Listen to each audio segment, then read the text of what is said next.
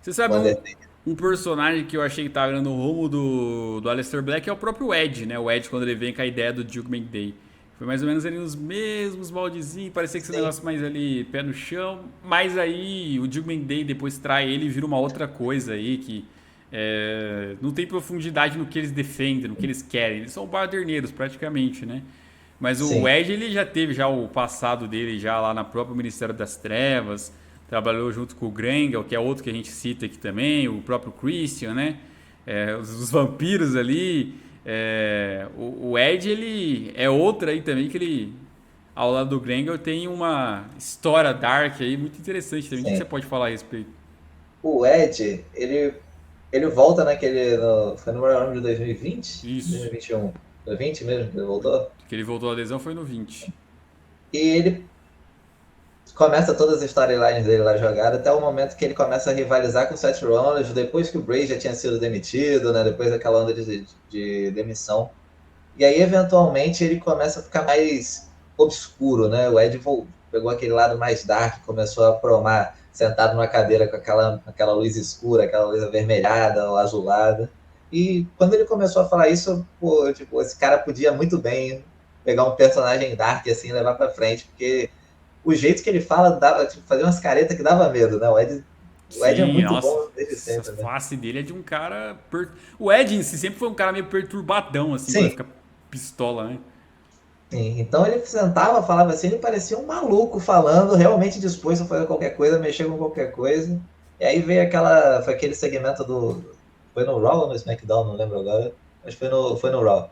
Que o Seth Rollins estava até com uma roupa branca no meio do ringue, começou o tema do The Brood. De repente cai aquele Uhum. banho de cosma preta, eu disse, dá para levar. Eu acho que vai funcionar se ele levar isso para frente, né? Bate um pouquinho de tristeza, porque a música de entrada dele, a Theme Song, é muito boa. Né? Uhum. Então, você abrir mão daquilo ali É. para botar outra, Ele dá aquela. mesclou, né, aquela vez. Ele pegou Sim, um pouco das duas. ele misturou. Então, tipo, quando ele voltou com esse personagem do The Brood, eu disse, tá, dá pra fazer alguma coisa. Na falta do Bray Wyatt, na falta de um personagem que possa causar medo, o Ed pegou o caminho certo. Achei que ele foi um bom substituto ali, parece, no caso, para uma história mais mística, né? Uma parada mais dark, mais obscura ali. E, pô, o Ed é incrível. Quando ele cria, né, o Judgment Day, que ele muda a theme song também, fica aquela parada mais escura. Aí vem o Damian Priest, né? Vem a Rhea Ripley. Junto eu disse, pô, vai fazer uma stable maneira. E eu acho que essa stable aqui, que vai sair daqui, vai ser muito boa para rivalizar com a Bloodline, que na época também já tava gigante. Tava colossal e aparentemente não foi isso, né?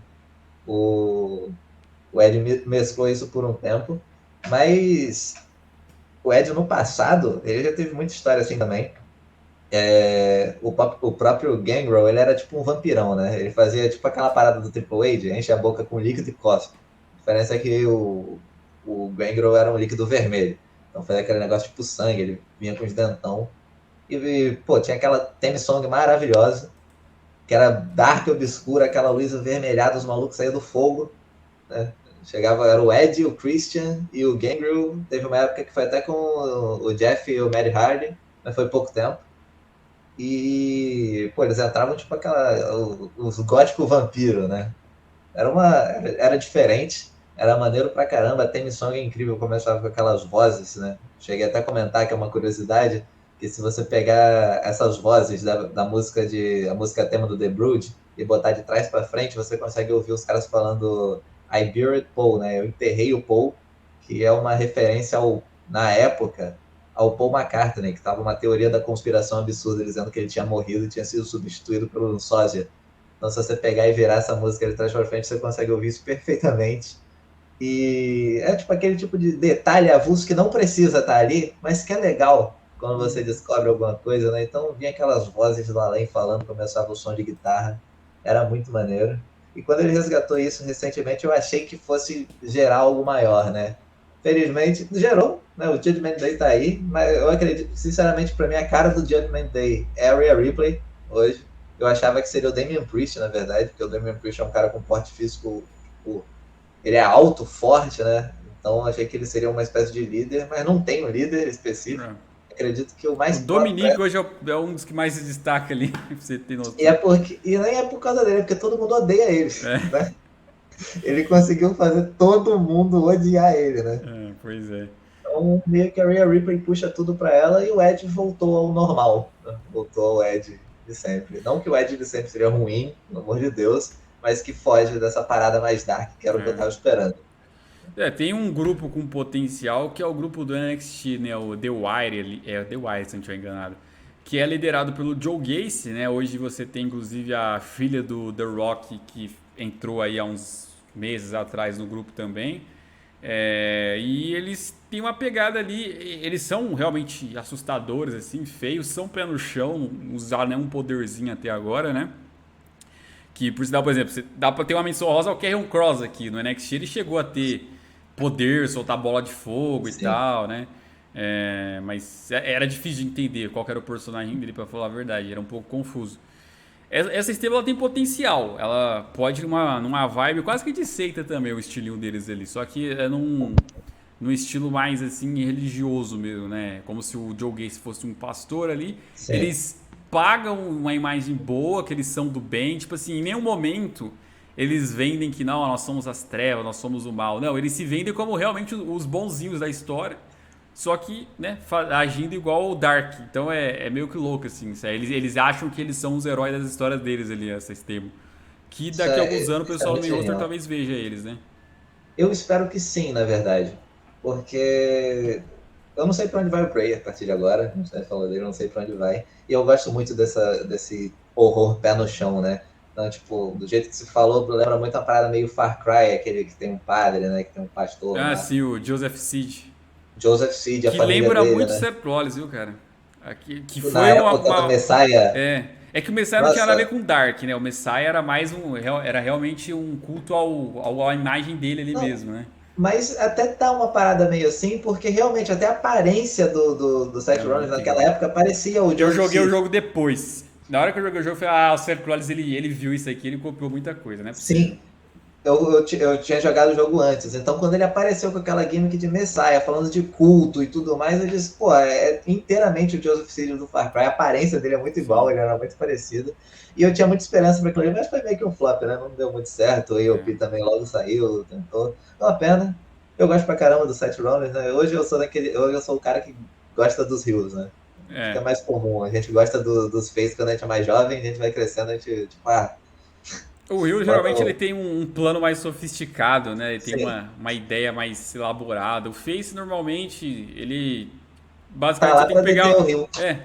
Tá pra deter o Rio. Vai lá e faz a oposição ao Rio e o Rio é que tem que bolar o plano pra rivalidade existir, né? Sim, Raramente é o Face que constrói rivalidade pro vilão existir. Não, é o contrário. O vilão tá lá pra. Existe e graças à existência dele vai ter o heróizinho, vai ter o Face. sim, Senão não dá pros Face brigar. sim. Então é um exemplo que eu citei. A gente vai lembrar lá de um mais atrás aí que eu particularmente sei pouco sobre o Sting, né?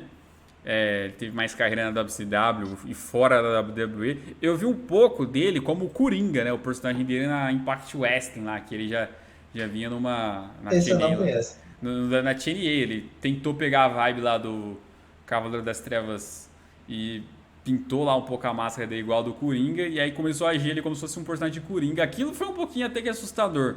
Agora, ele aí com esse personagem dele aí de Sting mesmo ali, igual foi nos tempos de WCW.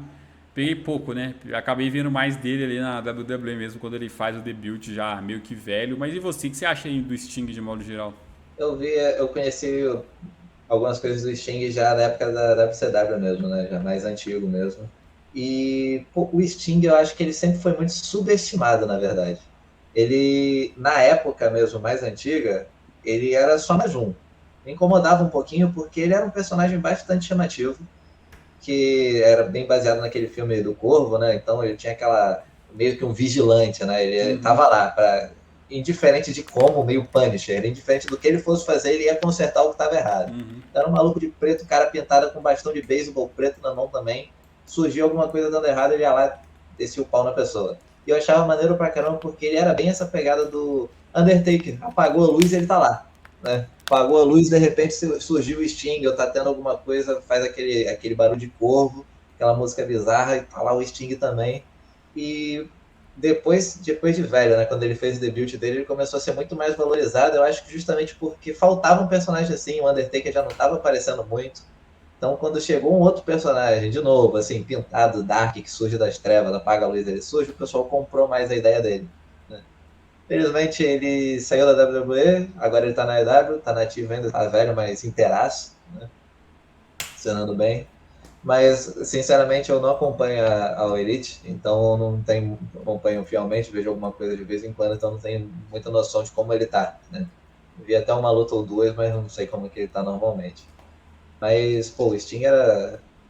Acho que ele merecia mais espaço, sabe? Merecia mais um lugarzinho no coração de todo mundo aí. É, Porque é difícil superar o Undertaker, né? Ninguém vai conseguir, e todo mundo que entrar com o personagem Dark vai ser comparado a ele. o Bray Wyatt sofreu um pouco disso, né? Quando ele Sim, falava de ser a nova cara do medo. Aí muita gente já associava, ah, ele nunca vai ser o novo Undertaker. Mas ele não falou que exatamente. vai ser o novo Undertaker, falou que vai ser a nova cara do medo. E Num era outro completamente estilo. diferente. É, Não num tinha outro nada a estilo. ver com o Taker. Exatamente. E falando até sobre o Bray Wyatt, né? A gente teve poucas vezes na visão feminina personagens dessa pegada também, né? Uma delas acabou sendo a Alexa Bliss, né? Que durou ali um curto tempo.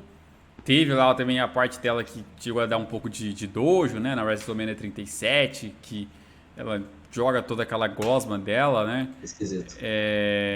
Mas ela até tentou rivalizar com outras superestrelas aí nesse estilo de personagem.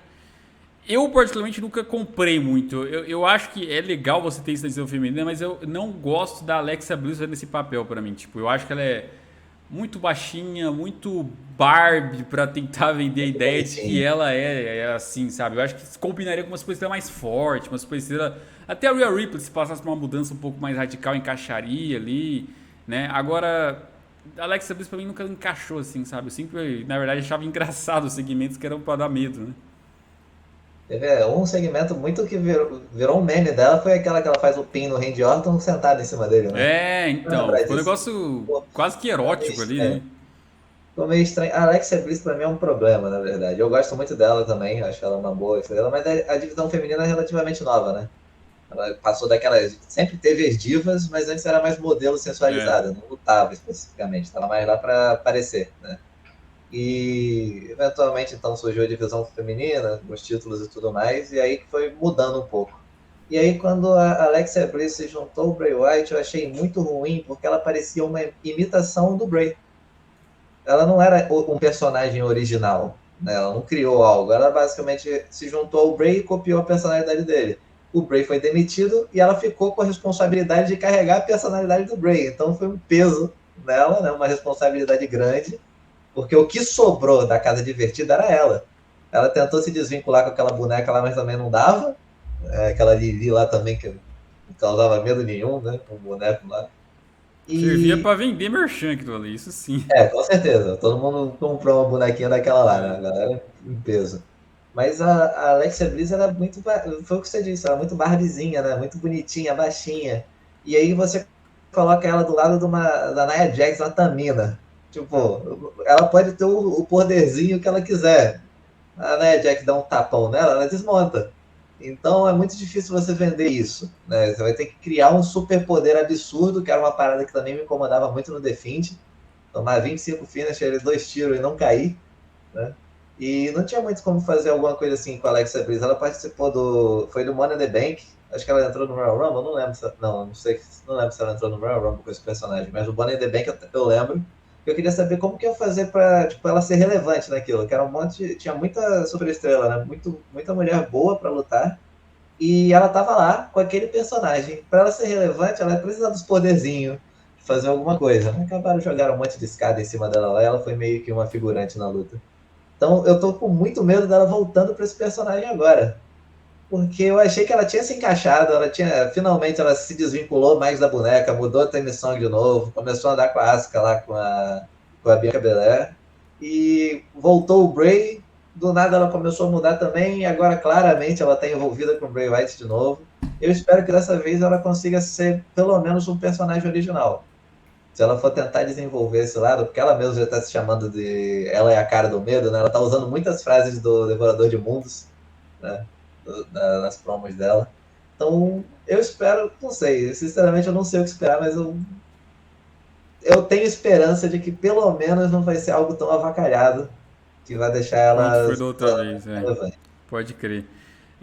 A gente tem aqui exemplos também aí, por exemplo, o do Papachengo, né, que durou pouco tempo, mas foi ali um cara mais da questão do voodoo, né, ele fazia lá aquelas magias negras e de repente os lutadores ali passavam mal, caíam, né, isso aí dava um certo medo. Até hoje o pessoal tem um pouco medo desse negócio de magia negra, né, de, ai meu É, Deus, o cara vai fazer uma macumba pra mim ali, vai fazer aqueles bonecos de voodoo lá e vou sentir algo na perna, não sei o que, né? Então, eu acho que hoje em dia esse tipo de personagem daria ruim, né? Primeiro porque eu acho que seria não, com certeza. cancelado, que Sim, iam falar que seria intolerância religiosa. intolerância religiosa.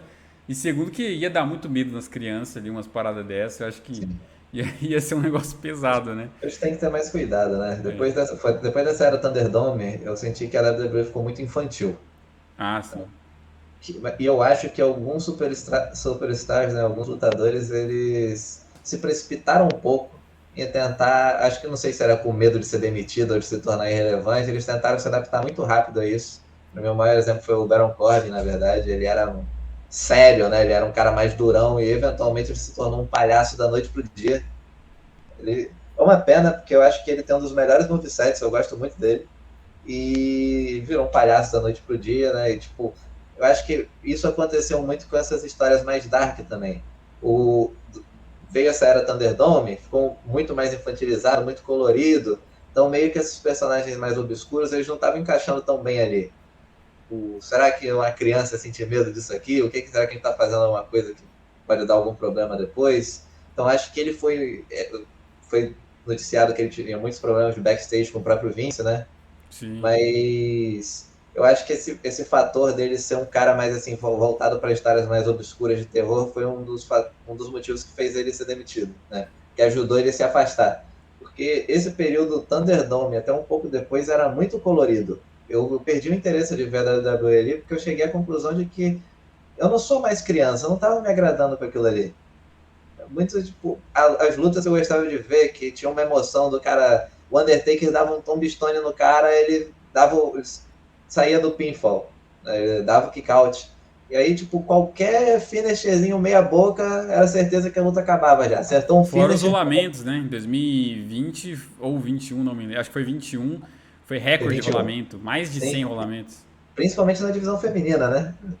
Tipo, quase todas as lutas femininas davam com rolamento. E eu não sei se era medo de fazer um superstar parecer mais forte que o outro, então tinha que ganhar na sorte. É. Não sei exatamente o que eles queriam fazer. Mas eu até parei de assistir por um tempo, fiquei só aos pay-per-views. Depois você também fez isso, né? Você tipo, parou de fazer os podcasts por um tempo. Sim, tive minhas pausas, né? Sim, porque realmente estava muito estranho, na verdade. E com o passar aquela parada do Edge, o Judgment Day, teve umas storylines que surgiram nesse meio tempo que foram boas.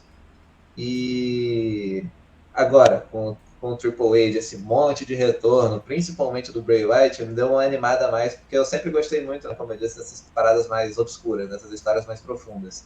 E histórias profundas a WWE não tem tido há muito tempo. Né? Salvo a Bloodline, É. que incrível, não tem muito tempo. Todas as outras são mais fracas ou são rivalidades construídas só para um pay-per-view específico e depois acaba. Então, voltando o Bray Wyatt, ele começando essa com o LA Knight, que eu acredito que ele tenha pego o LA Knight mais como uma cobaia, né? Para ver o que a gente pode fazer, como que o público vai reagir. E o LA Knight que estava meio que reformulando o personagem dele de novo para o que ele era, então vamos ver como o povo reage a isso aqui.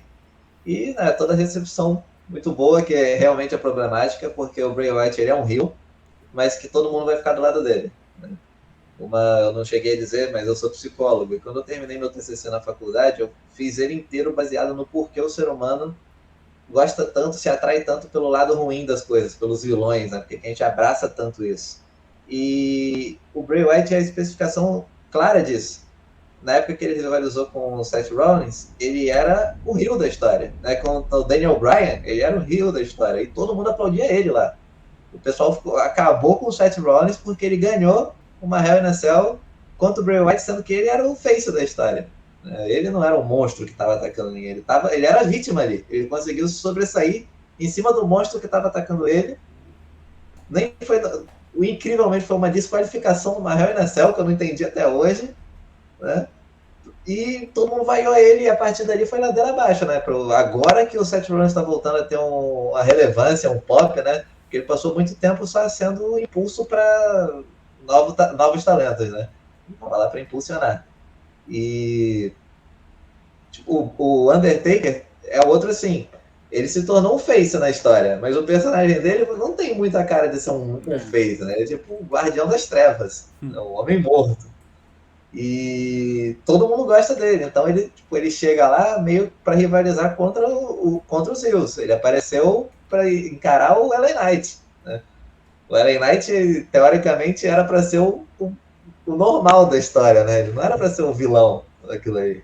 Mas todo mundo tratou ele como irrelevante, porque era o Bray Wyatt que estava contra ele, né? Aí apareceu o Undertaker naquele momento que eu achei maravilhoso no Raw de 30 anos, que o Undertaker não finaliza o LA Knight, joga pro... meio que passa o bastão, né, pro Bray. E, pô, ali, a vítima daquilo ali, né, era o LA Knight. Ele só tava puto, descascando todo mundo ali, porque tem que fazer isso agora, né? Tem que chegar lá e criticar o time de futebol dos caras, tem que criticar a cidade dos caras. Foi lá, fez isso, aí chegou o homem morto e o psicopata, e todo mundo aplaudiu eles lá, porque eles chegaram. Eu acho que o que pode acontecer com o Bray também agora, na questão do Uncle Howdy, se for realmente o Bodalas ou o Uncle Howdy, né? Vai ser mais ou menos o que aconteceu com o Undertaker e Kenny, né? Ele tem um irmão com uma história ali de origem que a gente vai ter que ainda aprender, né? Qual será essa origem do Uncle Howdy, como que o Bodalas se tornou isso, né? E aí pode dar uma dinâmica interessante para esse ano agora de 2023, porque, bom, mesmo que eles sejam aliados, em algum momento eles não vão ser. Né? Isso para mim é claro. Eu acredito que uma hora ele vai quebrar essa... Uma hora acho que vai dar um combustível aí pra ele. Numa dessas é capaz do Uncle Howdy talvez ficar até um pouco interessante, até mais do que o próprio Bray, né? Que o Kenny durante um tempo se tornou isso também durante um período. Sinceramente, eu acho o Uncle Howdy mais interessante que o Bray nesse momento. Sim. Porque ele ainda é um mistério, ele ainda você não conhece, você quer saber mais, né? Do Bray você tipo, já viu quem ele é. Mas tem um ponto também de que eu não sei, sinceramente, tem a possibilidade até desse Uncle Howdy nem aparecer. Eu espero que ele apareça, principalmente depois desse pulo que ele deu, né? Claramente ele é um wrestler. Tem uma oportunidade de a gente nem saber quem ele é, né? Ele pode só ser o Uncle Howdy mesmo. Tipo, dane-se quem interpreta ele. É o Uncle Howdy, esse é o personagem, né? Pode ser isso. Mas não sei se eles vão desperdiçar essa oportunidade de um dia tirar a máscara. Eu seria ousado. Eu demoraria. Porque o Kenny, pra tirar a máscara, foram anos ali, né? Pra ele perder a máscara dele. Então, se eu sou, eles manter o Uncle Howdy, assim, com esse mistério por um bom tempo, assim, uns 2, 3 anos pelo menos. Sim. E depois ele tiraria a máscara. Até porque tem toda... Eu acho que ele poderia meio que colocar um personagem para cada marionete da Casa Divertida, né? Você já viu que eles estão lá. Nada impede de um lutador ser cada um daquilo ali, né? Alguém assumir aquela identidade. Então, eu espero que realmente seja uma stable. Depois da White Family, o Bray Wyatt mostrou que ele sabe muito bem trabalhar com grupo, né? Ele sabe lidar muito bem. Aquele início com a Alexia Bliss lá também estava interessante a relação dos dois. Ficou meio ruim quando ela só virou uma cópia dele. E agora a gente não... Tipo, o Undertaker não volta mais. E se ele voltar, vai ser nesse mesmo American Badass, né? Não vai ser mais esse personagem obscuro. Até porque ele já tá mais velho, né? O Tombstone é um golpe problemático para fazer, tem que ser muito perfeito para fazer. Tanto que eu acho que só ele e o Kane podiam fazer, né? Sim, era um golpe daqueles golpes banidos. E, eventualmente, ambos pararam de fazer, né? Acho que chegou um momento que bateu a idade, já ficou mais preocupante, é um golpe bastante perigoso. Então, hoje em dia, para eles voltarem, tanto Kane quanto ele, com esses personagens assim, é difícil. Então a gente não tem mais ninguém, a não ser essa stable do NXT, né? Que você falou que eu não conheço, pessoalmente eu não conheço muito, eu não tenho acompanhado a NXT há um tempo. E... pode ser, talvez eles sejam algo. Depois de acabar aqui eu vou até procurar mais, porque eu realmente me interessei pela forma como você falou deles. Mas no main roster a gente não tem ninguém além dele para fazer esse papel, né? Então, se ele crescesse aquilo ali, montasse uma stable de uma galera assim, para até, talvez até rivalizar futuramente com o Judgment Day, talvez, seria interessante. É, Ou também acabar acho. logo com o Judgment Day e separar a galera. Eu acho que isso aí vai ficar pro Ed mesmo, né? Não tem muito como Bom, não ser. isso aí o tempo vai dizer, né? Mas bom, galera, eu acho que a gente falou bastante aqui pra vocês sobre esses Sim. personagens aí sombrios, né? A gente também quer ouvir vocês aí nos comentários. Não deixem de escrever aí o que vocês pensam a respeito desses personagens, o futuro de alguns, o que foi o passado de outros, né? E Pedro, foi bem da hora o papo, cara. Espero que você tenha gostado também aí, que agregou demais. Sim, obrigadão pela oportunidade e pelo espaço. Agora lembra aí, né, de deixar um comentário, deixa o curtido aí embaixo, né? É isso Aí aí, fica no... gente. Um abração, Pedro. Um abração pra todos também que estão assistindo. E fui. Fomos no caça.